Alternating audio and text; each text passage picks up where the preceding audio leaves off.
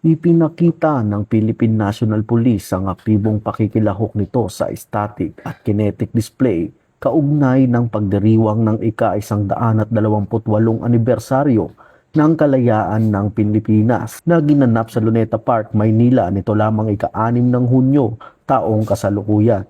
Tampok sa presentasyon ng PNP ang makulay na pagtatanghal ng NCRPO Marching Band at masiglang performance ng PNP mascots na nagbigay aliw sa mga dumalong mamamayan. Ipinakita rin ng PNP ang mga ilan sa kanilang makabagong kagamitan at kakayahan sa pagpapatupad ng batas sa pamamagitan ng kanilang exhibition booth.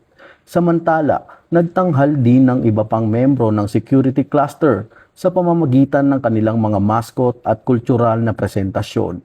Bukod dito, naglagay ang iba't ibang ahensya ng pamahalaan ng mga interaktibong booth kung saan ipinakita nila ang kanilang mga makabagong proseso, kagamitan at kakayahan sa paghatid ng mabisang serbisyo publiko sa mga mamamayan. Ngayon po is, kung ba nai-inspire po kami dahil moderno nga siya po and binibigyan pa ng maayos na kagamitan ang kapulisan natin para mas lalo magampanan nila yung gawain nila at yung trabaho nila.